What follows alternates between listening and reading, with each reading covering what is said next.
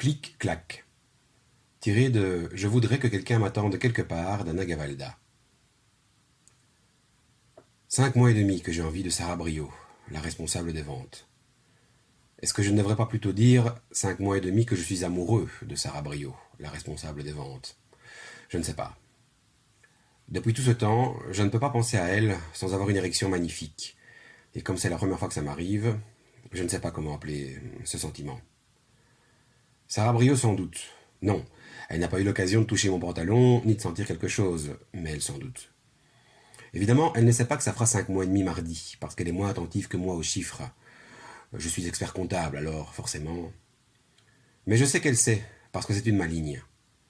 Elle parle aux hommes d'une façon qui me choquait avant et qui maintenant me désespère.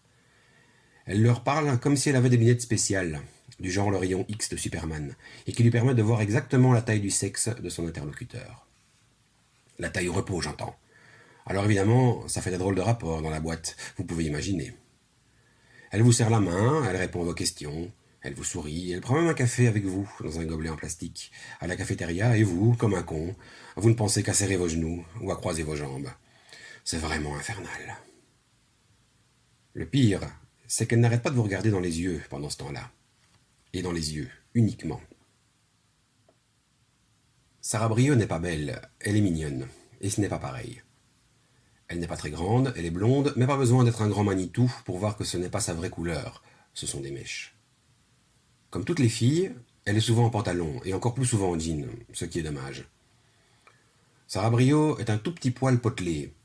Je l'entends souvent parler de régime avec ses copines au téléphone, et comme elle parle fort et que je suis dans le bureau d'à côté, j'entends tout. Elle dit qu'elle a 4 kilos à perdre pour atteindre les 50. J'y pense tous les jours parce que je l'avais marqué sur mon sous-main pendant qu'elle parlait. 54. J'ai appris comme ça qu'elle avait déjà essayé la méthode Montignac et qu'elle regrettait ses 100 balles. Qu'elle avait détaché le cahier central du Biba du mois d'avril avec toutes les recettes spéciales minceurs d'Estelle Hallyday. Qu'elle avait un poster géant dans sa cuisine minuscule qui indiquait toutes les calories de tous les aliments et qu'elle avait même acheté une petite balance de cuisine pour tout peser, façon White Watchers. Elle en parle souvent avec sa copine Marie, qui est grande et maigre, à ce que j'ai cru comprendre. Entre nous, c'est idiot, parce que je vois pas ce que sa copine peut lui répondre. À ce niveau-là de ma description, les abrutis pourraient se demander « Mais qu'est-ce qu'ils trouvent à cette fille ?» Ah, je les arrête. L'autre jour, j'ai entendu Sarah Brio qui riait de bon cœur, en racontant, à Marie peut-être, qu'elle avait fini par refiler la balance de sa mère pour qu'elle lui fasse de bons gâteaux le dimanche, et ça la mettait vraiment de bonne humeur de raconter ça. D'autre part, Sarah Brio n'est pas vulgaire, elle est attirante. Tout en elle n'inspire que les caresses, et ce n'est pas pareil non plus. Alors, fermez-la. Une semaine avant la fête des mères, je flânais dans le rayon lingerie des Galeries Lafayette pendant ma pause déjeuner. Toutes les vendeuses, une rose rouge à la boutonnière, étaient sur les dents et guettaient les papas indécis. J'avais calé ma serviette sous mon bras et je jouais à « Si j'étais marié à Sarah Brio, qu'est-ce que je lui achèterais ?» Lou, Passionata, Simone Perel, Le Jabi, Aubade, la tête me tournait. Certains trucs, je les trouvais trop coquins. C'était la fête des mères quand même. D'autres, je n'aimais pas la couleur ou pas la vendeuse. Le fond de teint, je veux bien, mais quand même, il y a des limites. Sans parler de tous les modèles que je ne comprenais pas. Je me voyais mal en train de dégrafer ces tout petits boutons pression microscopiques dans le feu de l'action, et je n'arrivais pas à comprendre le mode d'emploi des porte-jartelles. Pour bien faire, est-ce qu'il faut les laisser ou les enlever? J'avais chaud. Finalement, j'ai trouvé pour la future mère de mes enfants un ensemble slip et soutien-gorge en soie gris très pâle de chez Christian Dior. La classe. Quelle taille de soutien-gorge fait madame? J'ai posé ma serviette entre mes pieds. Bon, à peu près ça, lui dis-je, incurvant mes mains à 15 centimètres de ma poitrine. Vous n'avez aucune idée, dit la vendeuse un peu sèchement. Combien elle mesure? Elle m'arrive à peu près là, répondis-je en montrant mon épaule. Ouais, je vois. Écoutez, je vais vous donner un 90C. Il est possible que ce soit trop grand, mais la cliente pourra venir le changer sans problème. Vous gardez bien le ticket de caisse, hein? Merci, très bien, fis-je sur le ton du type qui emmène ses gosses en forêt tous les dimanches sans oublier les gourdes et les kawaii. Et pour le slip, je vous mets le modèle classique ou le tanga? Notez, j'ai aussi le string, mais je ne crois pas que ce soit ce que vous cherchez. De quoi tu te mêles, Madame Micheline des Galeries Lafayette? On voit que tu ne connais pas la Sarah Brio de chez Chopard Minon, celle qui laisse toujours voir un bout de son nombril et qui rentre dans le bureau des autres sans frapper. Mais quand elle m'a montré le modèle, j'ai flanché. Non, Ce n'était vraiment pas possible de mettre un truc comme ça. À la limite, c'était presque un instrument de torture. J'ai pris le tanga, qui, cette année, a tout des Brésiliens, mais moins échancré sur les hanches, comme vous pouvez le voir vous-même. Je vous fais un paquet cadeau, monsieur? Oui, enfin, un tanga, quoi. Ouf. J'ai fourré le petit paquet rose entre deux dossiers et mon plan de Paris, et je suis retourné devant l'écran de mon ordinateur. Tu parles d'une pause. Au moins, quand il y aura les gosses, on trouvera des trucs plus faciles à choisir. Il faudra que je leur dise « Non, les enfants, pas un gaufrier, voyons !» C'est Mercier, mon collègue de l'exportation, qui m'a dit un jour « Elle te plaît bien, hein ?» On était chez Mario, en train de compter nos tickets restaurant. Et ce crétin voulait me la jouer copain de régiment, et vas-y dis-moi tout que je te tape dans les côtes. Tu me diras, t'as bon goût, hein? Je n'avais pas envie de lui parler. Mais alors, pas du tout. Il paraît qu'elle est bonne, hein? J'en secouais la tête de désapprobation. C'est Dujoignot qui me l'a dit. Dujoignot est sorti avec elle? J'étais perdu dans mes comptes. Non, mais il a appris des trucs par Movard, parce que Movard, il l'a eu, lui. Et je peux te dire que... Le voilà qui secoue les doigts dans l'air, comme pour les essorer, en faisant le petit haut de conneries avec sa bouche. Ouais, une chaude, hein. La brio, ça, on peut dire qu'elle a pas froid aux yeux. Des trucs, je pourrais même pas te les raconter. Ne raconte pas. C'est qui ce Movard? Il était au service publicité, mais il est parti avant ton arrivée. On était une structure trop petite pour lui, alors, tu vois... Je vois. Pauvre Mercier. Il ne s'en remet pas. Il doit penser à tout un tas de positions sexuelles. Pauvre Mercier. Tu sais que mes sœurs t'appellent Mercier, et qu'elles pouffent encore en pensant à ta forte tonus. Pauvre Mercier, qui a essayé de baratiner Myriam, alors qu'il a une chevalière en or avec ses initiales en surimpression. Pauvre Mercier, qui espère encore après les filles intelligentes, et qui va à ses premiers rendez-vous avec son portable dans une housse en plastique accrochée à la ceinture et son autoradio sous le bras. Pauvre Mercier, si tu savais comment mes sœurs parlent de toi. Quand elles en parlent. On ne peut jamais prévoir, ni comment les choses vont se dérouler, ni pourquoi des trucs tout simples prennent soudain des proportions démentes. Là, par exemple, ma vie a changé d'un coup à cause de 150 grammes de soie grise. Depuis 5 ans et bientôt 8 mois, j'habite avec mes sœurs, un appartement de 110 mètres carrés près du métro Convention. Au début, j'habitais juste avec ma sœur Fanny, celle qui a 4 ans de moins que moi et qui est étudiante en médecine à la fac de Paris 5. C'était une idée de mes parents, pour faire des économies et pour être sûr que la petite ne serait pas perdue dans Paris, elle qui n'a connu que Tulle, son lycée, ses cafés et ses mobilets de bricolés. Je m'entends bien avec Fanny, parce qu'elle ne parle pas beaucoup et qu'elle est toujours d'accord pour tout. Par exemple, si c'est sa semaine de cuisiner et si je rapporte, disons, une seule, parce que j'en ai eu envie, elle n'est pas du genre à gémir que je lui perturbe tous ses plans. Elle s'adapte. Ce n'est pas exactement pareil avec Myriam. Myriam, c'est l'aînée. On n'a même pas un an de différence, mais vous nous verriez. Vous ne pourriez même pas imaginer qu'on est frères et sœurs. Elle parle tout le temps. Je pense même qu'elle est un peu siphonnée, mais c'est normal, c'est l'artiste de la famille. Après les beaux-arts, elle a fait de la photo, des collages avec du chanvre et de la paille de fer, des clips avec des taches de peinture sur les objectifs, des trucs avec son corps, de la création d'espace avec Loulou de la Rochette, des manifs, de la sculpture, de la danse et j'en oublie.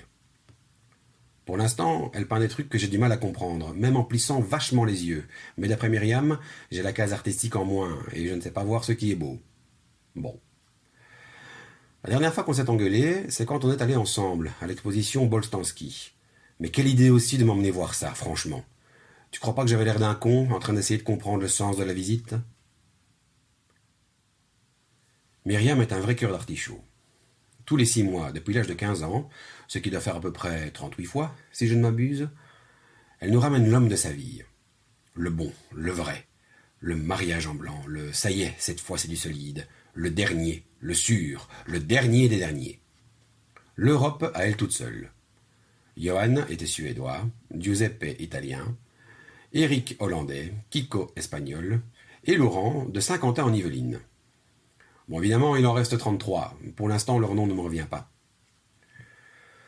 Quand j'ai quitté mon studio pour emménager avec Fanny, Myriam était avec Kiko, un futur réalisateur génial.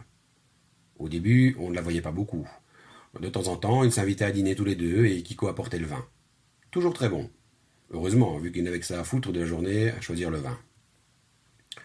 J'aimais bien Kiko. Il regardait ma sœur douloureusement et puis il se resservait à boire en secouant la tête. Kiko fumait de drôles de choses et le lendemain, j'étais toujours obligé de mettre du pchit au chèvrefeuille pour faire passer l'odeur. Les mois ont passé, Myriam est venue de plus en plus souvent et presque toujours seule. Elle s'enfermait avec Fanny dans sa chambre et je les entendais glousser jusqu'au milieu de la nuit. Un soir où je suis entré pour leur demander s'ils voulaient une tisane ou quelque chose, je les ai vus toutes les deux allongées par terre, en train d'écouter leur vieille cassette de Jean-Jacques Goldman. Puisque tu pars, et gna gna gna. Pathétique. Quelquefois, Myriam repartait, quelquefois, non. Il y avait une brosse à dents en plus dans le verre du Ralex de la salle de bain, et la nuit, le canapé-lit était souvent déplié. Et puis un jour, elle nous a dit si c'est Kiko, tu dis que je suis pas là, en désignant le téléphone. Et puis, un matin, elle m'a demandé ça t'ennuie pas si je restais un peu avec vous? Bien sûr, je participerai aux frais. J'ai fait gaffe de ne pas casser ma biscotte, parce que s'il y a un truc dont j'ai horreur, c'est bien de casser mes biscottes. Et je lui ai dit pas de problème. Sympa, merci. Juste un truc. Quoi? J'aimerais mieux que tu fumes sur le balcon. Elle m'a souri, elle s'est levée et m'a fait un gros smack d'artiste. Évidemment, ma biscotte s'est cassée et je me suis dit ça commence, en touillant dans mon chocolat pour récupérer les petits bouts. Mais j'étais content quand même. Ça m'avait quand même tracassé toute la journée, et le soir, j'ai mis les choses au point. On partage le loyer dans la mesure du possible. On s'organise pour les courses, la cuisine et le ménage. D'ailleurs, les filles, regardez la porte du frigidaire. Il y a un calendrier avec nos semaines. Toi, Fanny, en stabilo rose. Toi, Myriam, en bleu. Et moi, en jaune. Merci de prévenir quand vous dînez dehors ou quand vous ramenez des invités. Et à propos d'invités, si vous ramenez des hommes à la maison avec lesquels vous avez l'intention de coucher, merci de vous organiser tous les deux pour la chambre. Et ça va, t'excite pas, a dit Myriam. C'est vrai ça, a répondu sa sœur. Et toi, quand tu ramèneras une petite poule, t'es gentil de nous prévenir aussi, hein? Qu'on fasse disparaître nos barésilles et nos vieilles capotes. Et les voilà qui ricanent de plus belle. Malheur. Ça se passait plutôt bien, notre petite affaire. J'avoue que je n'y croyais pas trop, mais j'avais tort. Quand des filles veulent que quelque chose se passe bien, ça se passe bien. Ce n'est pas plus compliqué que ça. Quand j'y pense maintenant, je me rends compte à quel point l'arrivée de Myriam a été importante pour Fanny. Elle, c'est tout le contraire de sa sœur. Elle est romantique et fidèle. Et sensible. Elle tombe toujours amoureuse d'un mec inaccessible qui habite à Pétaouchnok. Depuis qu'elle a 15 ans, elle guette le courrier tous les matins et sursaute à chaque sonnerie de téléphone. C'est pas une vie. Il y a eu Fabrice, qui habitait à Lille. De Tulle, tu vois le travail. Et qui l'a noyé sous un flot de lettres passionnées où il ne parlait que de lui-même. 4 ans d'amour juvénile et contrarié. Ensuite, il y a eu Paul, qui est parti comme médecin sans frontières du côté du Burkina Faso, en lui laissant l'amorce d'une vocation, de l'énergie pour aller contre la lenteur de la poste et toutes ses larmes pour pleurer. 5 ans d'amour exotique et contrarié. Et maintenant, c'est le pompon. J'ai cru comprendre, d'après leurs conversations nocturnes et leurs allusions à table, que Fanny était amoureuse d'un médecin qui est déjà marié. Je les ai entendus dans la salle de bain. Myriam lui a dit, en se brossant les dents, « Il a des enfants ?» J'imagine que Fanny était assise sur le couvercle des chiottes. « Non. Je préfère parce que... » Elle crache. « Avec des enfants, ça doit être trop galère, tu vois. En tout cas, moi, je pourrais pas. » Fanny n'a pas répondu, mais je suis sûr qu'elle était en train de mordiller ses cheveux, en regardant le tapis de bain ou ses doigts de pied. Tu les cherches, on dirait. Tu nous fatigues avec tes mecs à la mort moelle-nœud. En plus, les médecins, c'est tous des emmerdeurs. Après, il se mettra au golf, et il sera toujours fourré dans des congrès au Club Med à Marrakech, ou je ne sais où, et toi, tu seras toujours toute seule. En plus, je te dis ça, c'est au cas où ça marcherait, mais qui te dit que ça va marcher? Parce que l'autre, tu crois pas qu'elle va lâcher le morceau comme ça, hein? C'est qu'elle y tient à son bronzage de Marrakech pour faire chier la femme du dentiste au Rotary Club. Fanny doit sourire, ça s'entend dans sa voix. Elle murmure « Tu dois avoir raison. » Mais bien sûr que j'ai raison. 6 mois d'amour adultère et contrarié. Peut-être. Viens donc avec moi à la galerie de Launay, samedi soir. D'abord, je connais le traiteur du vernissage, et ce sera pas dégueulasse. Je suis sûr que Marc sera là. Il faut absolument que je te le présente. Tu vas voir, c'est un mec super. En plus, il a un cul magnifique. Pff, tu parles. C'est quoi comme expo? Je m'en souviens plus. Tiens, tu me passes la serviette, s'il te plaît. Myriam améliorait souvent l'ordinaire, en rapportant des petits plats de chez Fauchon et des bonnes bouteilles. Il faut dire qu'elle avait encore trouvé une combine pas possible. Pendant plusieurs semaines, elle avait potassé des tas de bouquins et des magazines sur Diana. Impossible de traverser le salon sans marcher sur la défunte. Et s'était exercée à la dessiner. Et tous les week-ends, elle plantait son barda au-dessus du pont de l'Alma et croquait les pleureuses du monde entier à côté de leur idole. Pour une somme d'argent invraisemblable, la connerie, ça se paye, une japonaise made in tour operator peut demander à ma sœur de la dessiner à côté de Diana qui rit, à la fête de l'école d'Harry, ou Diana qui pleure, avec les sidatiques de Belfast, ou Diana qui compatit, avec les sidatiques de Liverpool, ou Diana qui boude, à la commémoration du cinquantenaire du débarquement. Je salue l'artiste, et je m'occupe de chambrer les bouteilles. Oui, notre affaire tournait bien. Fanny et moi ne parlons guère plus, mais nous rions davantage. Myriam ne se calmait pas du tout, mais elle peignait. Pour mes sœurs, j'étais l'homme idéal, mais pas celui qu'elles voudraient épouser. Je ne me suis jamais appesanti sur cette trouvaille. Je me contentais de hausser les épaules, en surveillant la porte du four. Il aura donc fallu une poignée de lingerie pour faire un strike. Fini les soirées assis au pied du canapé à regarder mes sœurs en soupirant. Fini les cocktails de Fanny, made in salle de garde, qui vous retournent la bidoche et vous remémorent tout un tas d'histoires salaces. Fini les engueulades de type mais souviens-toi, merde, c'est important, il s'appelait Lilian ou Tristan? J'en sais rien, il articulait mal, ton gars.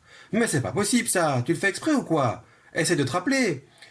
Est-ce que je pourrais parler à Myriam? C'est temps. Ça te va? Et elle partait dans la cuisine. Tu serais gentil de pas claquer la porte du frigo, flamme! Et de lui donner l'adresse du orthophoniste. Ah, pauvre con. Tiens, on dirait que ça serait pas de mal non plus. Flamme! Fini les réconciliations, devant mon fameux poulet au boursin.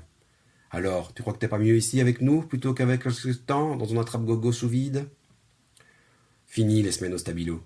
Fini le marché du samedi matin. Fini les galas qui traînent dans les toilettes, ouverts aux pages de l'horoscope. Fini les artistes de tout poil, pour nous faire comprendre les chiffons de Boltanski. Fini les nuits blanches. Fini les polycopiés qu'il fallait faire réciter à Fanny. Fini le stress des jours de résultats. Fini les regards noirs à la voisine du dessous. Fini les chansons de Jeff Buckley. Fini les dimanches à lire des BD allongés sur la moquette. Fini les orgies de bonbons à Haribo devant sacrée soirée. Fini le tube de dentifrice jamais rebouché, qui sèche et qui me rend dingue. Fini ma jeunesse. On avait organisé un dîner pour fêter l'examen de Fanny. Elle commençait à voir le bout du tunnel. Ouf, plus que 10 ans, disait-elle en souriant. Autour de la table basse, il y avait son interne, sans alliance, le lâche. Futur golfeur à Marrakech, je maintiens. Ses copines de l'hôpital, dont la fameuse Laura, avec laquelle mes sœurs m'avaient monté un nombre incalculable de plans plus foireux les uns que les autres, sous prétexte qu'elle avait parlé de moi un jour, avec des trémolos dans la voix. Le coup où elle m'avait donné rendez-vous chez la fameuse Laura pour un anniversaire surprise et que je me suis retrouvé seul, toute une soirée avec cette furie, à chercher ses lentilles dans sa moquette en poil de chèvre, en garant mes fesses. Il y avait aussi Marc. J'en profitais pour voir ce qu'était un beau cul. Moi. Il y avait des amis de Myriam, que je n'avais jamais vus. Je me demandais où elle dénichait des étrangetés pareilles. Des mecs tatoués de bas en haut et des filles montées sur des échasses pas croyables qui riaient pour n'importe quoi en secouant ce qui leur tenait lieu de chevelure. Elle m'avait dit « Amène des collègues si tu veux, c'est vrai, tu ne présentes jamais personne. » Et pour cause, pensais-je plus tard, en admirant la faune et la flore qui mangeaient mes cacahuètes, vautrées sur les canapés de chima que maman avait offert pour mon diplôme de comptable. Et pour cause. Il était déjà assez tard, et nous étions tous bien cassés quand Myriam, partie chercher une bougie parfumée dans ma chambre, est revenue en glougloutant comme une dinde en chaleur avec le soutien-gorge de Sarah Brio entre le pouce et l'index. Mes aïeux, on peut dire que ça a été ma fête. Hé, mais qu'est-ce que c'est que ça? Attends, Olivier, t'es au courant qu'il y a des accessoires de sex shop dans ta chambre? De quoi donner la gaule à tous les mecs de Paris? Ne dis pas que t'es pas au courant. La voilà partie dans un chaud d'enfer incontrôlable. Elle se dandine, mime un striptease, renifle la culotte, se retient à l'halogène et tombe à la renverse. Incontrôlable. Tous les autres sont morts de rire, même le champion de golf. C'est bon, ça suffit. Donne-moi ça. C'est pour qui? D'abord, tu nous dis pour qui c'est, pas vrai les autres? Et voilà tous ces connards en train de siffler avec leurs doigts, de se cogner les dents contre les verres et de dégueulasser mon salon partout.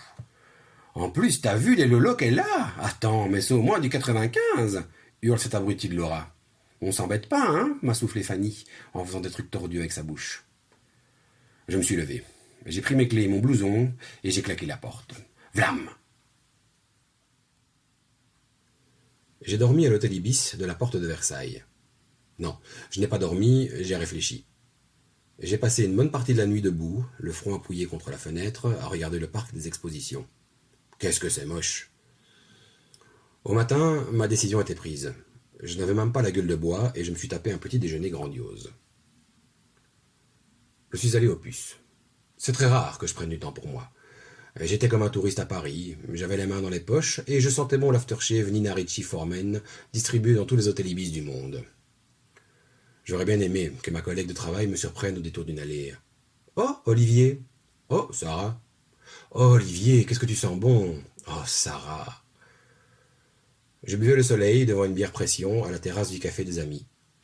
On était le 16 juin, aux alentours de midi, il faisait beau et ma vie était belle. J'ai acheté une cage à oiseaux tarabiscotée et pleine de chichis en fer.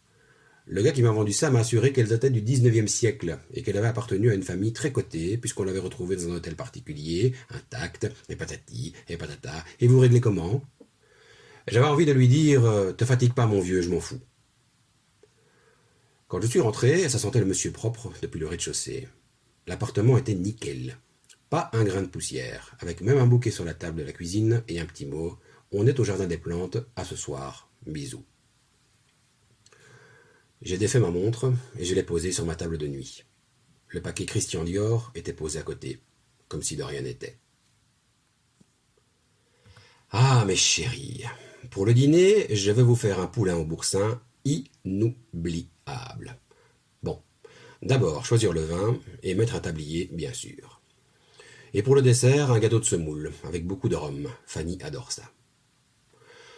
Je ne dis pas qu'on s'est pris dans les bras en se serrant très fort et en secouant la tête comme le font les Américains. Elles m'ont juste un peu souri en franchissant le seuil et j'ai vu dans leur visage toutes les petites fleurs du jardin des plantes. Pour une fois, on n'était pas tellement pressé de débarrasser. Après la débauche de la veille, personne n'avait l'intention de sortir et Mimi nous a servi un thé à la menthe sur la table de la cuisine. « C'est quoi cette cage ?»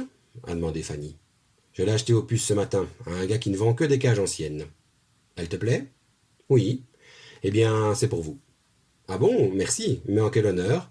Parce qu'on est pleine de tact et de délicatesse, » a plaisanté Myriam, en se dirigeant vers le balcon avec son paquet de Craven.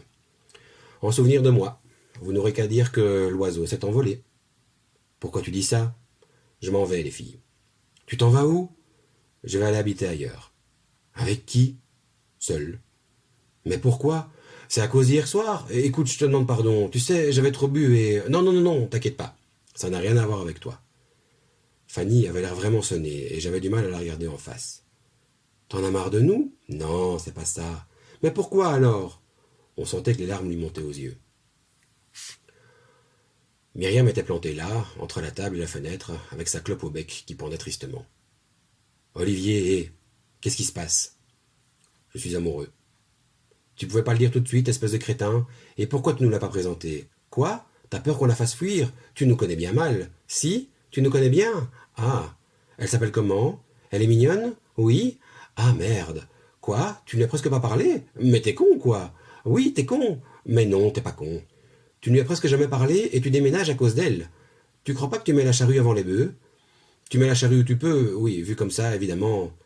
Tu vas lui parler quand ? Un jour ? Ouais, d'accord, je vois le travail. Elle a de l'humour ? Ah, tant mieux, tant mieux. Tu l'aimes vraiment ? Tu veux pas répondre ? On t'emmerde. T'as qu'à le dire tout de suite. Tu nous inviteras à ton mariage ? Seulement si on promet d'être sage. Qui va me consoler quand j'aurai le cœur en compote ? Et moi, qui va me faire réviser mes cours d'anatomie ? Qui va nous chouchouter maintenant ? Elle est mignonne comment, tu disais ?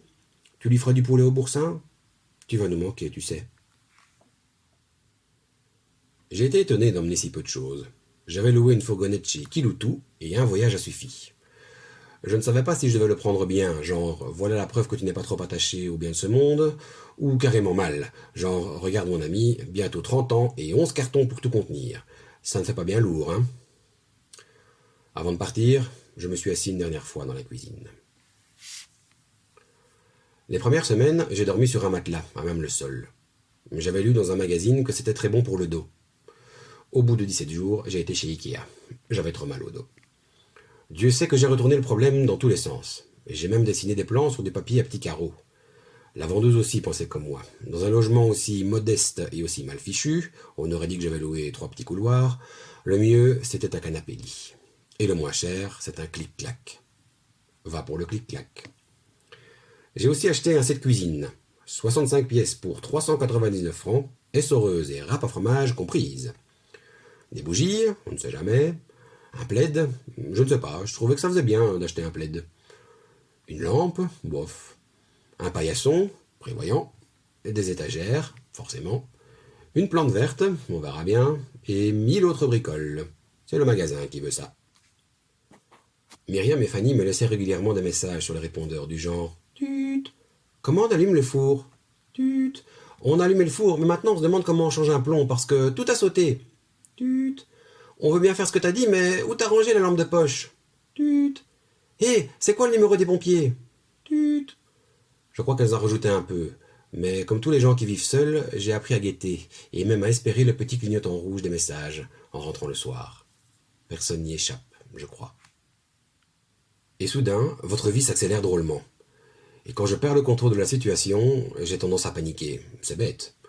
Qu'est-ce que c'est perdre le contrôle de la situation ? Perdre le contrôle de la situation, c'est tout simple. C'est Sarah Brio qui s'amène un matin dans la pièce où vous gagnez votre vie à la sueur de votre front et qui s'assoit sur le bord de votre bureau en tirant sur sa jupe. Et qui vous dit « Elles sont sales tes lunettes, non ?» et qui sort un petit bout de liquide rose de dessous sa jupe et qui essuie vos lunettes, comme si de rien n'était. Là, vous bandez, si bien que vous pourriez soulever la table, avec un peu d'entraînement évidemment. Alors, il paraît que t'as déménagé ? Oui, il y a une quinzaine de jours. Respire, tout va bien. T'es où maintenant ? Dans le 10e. Ah, c'est marrant, moi aussi. Ah bon ? Oui, c'est bien, on prendra le métro ensemble comme ça. C'est toujours un début. Tu vas faire une poisson de crémaillère ou un truc dans ce goût-là ? Si, bien sûr. Première nouvelle. Quand ? Eh bien, je ne sais pas encore. Tu sais, on m'a livré mes derniers meubles ce matin, alors pourquoi pas ce soir ? Ce soir ? Ah non, ce soir, ce n'est pas possible. Avec tout le bazar, et puis je n'ai prévenu personne, et tu n'as qu'à inviter que moi. Parce que moi, tu sais, je m'en fous du bazar. Ça peut pas être pire que chez moi. Ah, si tu veux. Mais pas trop tôt alors. Très bien, comme ça j'aurai le temps de repasser par chez moi pour me changer. 9h, ça te va ? 21h, très bien. Bon, à tout à l'heure alors. Voilà exactement ce que j'appelle perdre le contrôle de la situation. Je suis parti de bonne heure, et pour la première fois de ma vie, je n'ai pas remis de l'ordre sur mon bureau avant d'éteindre la lumière. La concierge me guettait. Oui, ils ont livré vos meubles, mais quelle affaire avec le canapé pour monter les 6 étages ? Merci, Madame Rodriguez, merci. Je n'oublierai pas vos étrennes, Madame Rodriguez. 3 petits couloirs en forme de champ de bataille. Ça peut avoir du charme. Mettre le tarama au frais, réchauffer le coq au vin à feu doux, d'accord. Ouvrir les bouteilles, dresser une table de fortune, redescendre dardard chez l'arabe, chercher des serviettes en papier et une bouteille de badois, préparer la cafetière, prendre une douche, se parfumer, au sauvage, se curer les oreilles, trouver une chemise pas trop froissée, baisser l'halogène, débrancher le téléphone, mettre de la musique, l'album Pirate de Ricky Lee Jones, tout est possible là-dessus, mais pas trop fort, arranger le plaid, allumer les bougies, tiens, inspirer, souffler, ne plus se regarder dans la glace. Et les préservatifs, dans le tiroir de la table de nuit, est-ce que ça fait pas trop près ? Et dans la salle de bain, est-ce que ça fait pas trop loin ?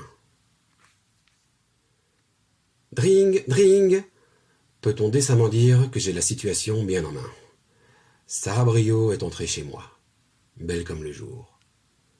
Plus tard dans la soirée, alors que nous avions bien ri, bien dîné, et laissé s'installer quelques silences rêveurs, il était clair que Sarah Brio passerait la nuit dans mes bras. Seulement, j'ai toujours eu du mal à prendre certaines décisions, et pourtant, c'était vraiment le moment de poser mon verre et de tenter quelque chose. Comme si la femme de Roger Rabbit était assise tout près de vous et que vous pensiez à votre plan d'épargne logement. Elle parlait de je ne sais quoi et me regardait du coin de l'œil. Et soudain, j'ai pensé à ce canapé sur lequel nous étions assis. Je commençais à me demander vraiment, intensément et posément, comment ça s'ouvrait, un clic-clac. Je pensais que le mieux, ce serait de commencer par l'embrasser assez fougueusement, puis de la renverser adroitement pour l'allonger sans incident. Oui, mais après, avec le clic-clac. Je me voyais déjà en train de m'énerver en silence sur un petit loquet, tandis que sa langue chatouillait mes amygdales et que ses mains cherchaient mon ceinturon. Enfin, pour l'instant, ce n'était pas vraiment le cas. Elle commençait même à esquiver l'amorce d'un bâillement. Tu parles d'un non-géant. Quelle misère. Et puis j'ai pensé à mes sœurs. Je riais intérieurement en pensant à ces deux harpies. On peut dire qu'elles auraient été à la fête si elles m'avaient vu en ce moment avec la cuisse de Miss Univers contre ma cuisse et mes soucis domestiques pour ouvrir un canapé lit chez Ikea. C'est à ce moment-là que Sarah Brio s'est retournée vers moi et qu'elle m'a dit « Tu es mignon quand tu souris », en m'embrassant. Et là, à cet instant précis, avec 54 kilos de féminité, de douceur et de caresse sur mes genoux, j'ai fermé les yeux, j'ai rejeté ma tête en arrière et j'ai pensé très fort. Merci les filles. Fin.